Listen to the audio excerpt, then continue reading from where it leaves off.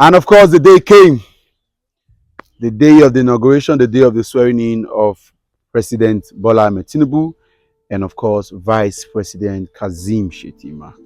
Congratulations to Nigeria for a successful transition from civilian to civilian rule.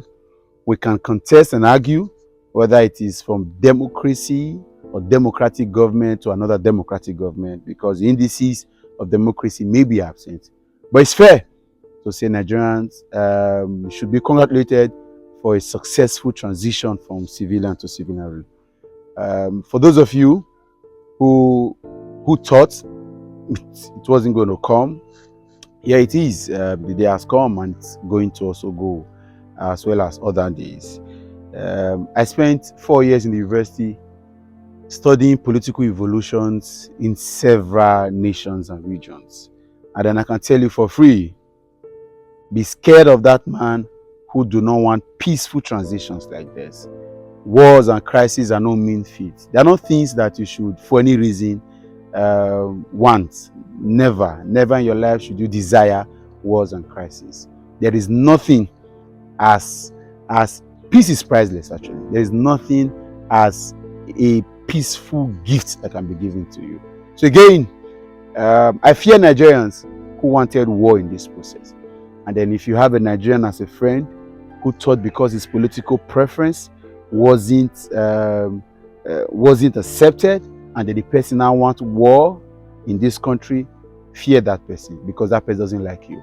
Because if you know what peaceful coexistence means, we may have political, religious, societal, traditional, psychological, mental, emotional differences. But any time that there's supposed to be a crisis or a form of war or a form of anarchy that will displace us, you never can tell. Congratulations to Nigeria. But here's a message from Dr. Ben Carson, internationally renowned neurosurgeon. Do we want to govern for the people, or do we want to govern for political power? That's the question for the day. Are you seeking power for political power or for the people? That question should be answered by Bola Ahmed Tinubu, President Bola Ahmed Tinubu, and of course, Vice President Kazim Shettima. And a lot of you want to insert that they are not your president, they are not your vice president, and then you that's fine by you. That's fine. Whether they are going to spend a day, spend 2 days, 1 week, 1 month, 4 years, 8 years, depending on the strength of your faith and your belief in the judicial system to intervene in the cause, you must understand that these guys have a responsibility to leading the country from the front. And that's why I'm here today. That's why I'm here.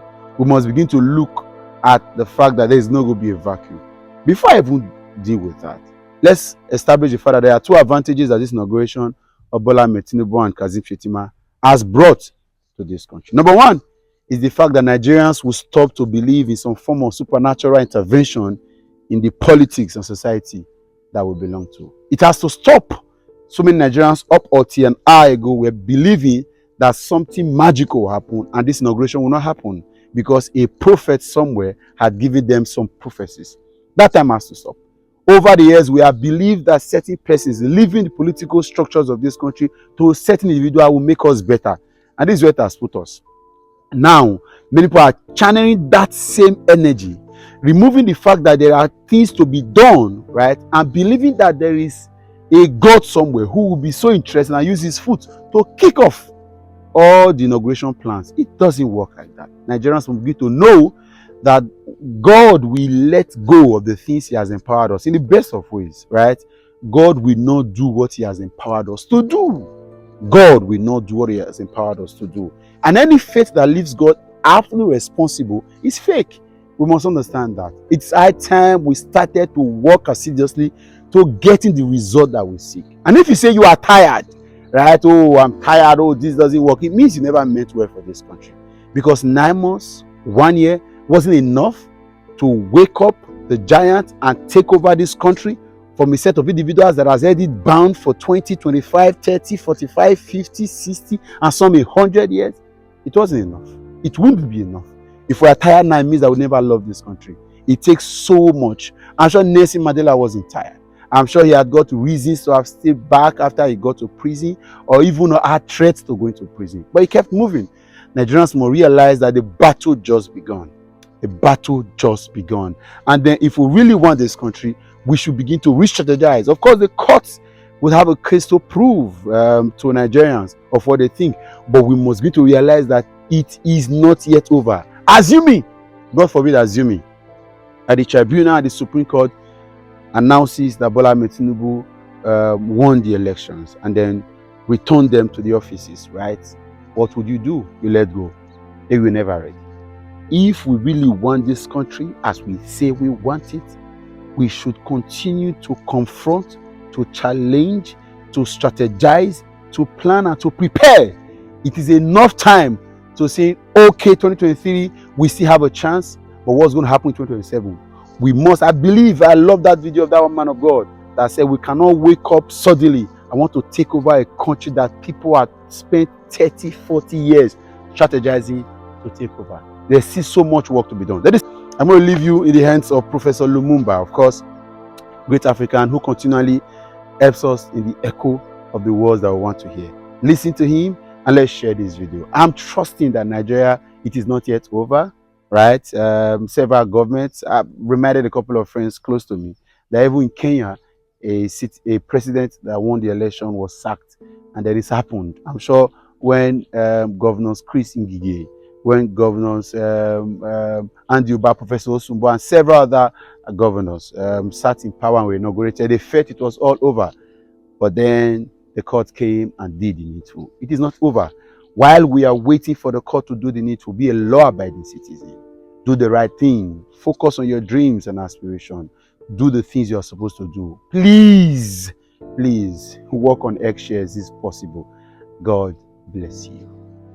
You know, when President Magufuli was elected as the President of the United Republic of Tanzania, he was very clear from day number one that in order for Tanzania to realize her potential, she must use her resources for the benefit of the people of Tanzania. He realized that many sectors in Tanzania had been captured by foreigners, whether it was agriculture, whether it was the mining sector, whether it was the financial sector, whether it was the infrastructure sector, and he set out in a most energetic fashion to reverse this trend. And even in those early days, as Chinua Achebe used to say, that a chick that will grow into a cock is seen on the day that it hatches, and I believe it is also one that will grow into a hen is seen on the day that it hatches. It was quite clear to me that this was an individual who was wedded to an ideology. And I said on that occasion that if ever the spirit of Mwalimu Julius Kambarage Nyerere was evident in a Tanzanian leader, it was evident in John Joseph Pombe Magufuli. And that is what informed my coining the word, the Magulification of Africa, as one of the ways in which Africa could begin to address our problems without relying on the East or the West, but by looking forward and by exercising the ghost of low self-esteem, which is what has hamstrung Africa for too long.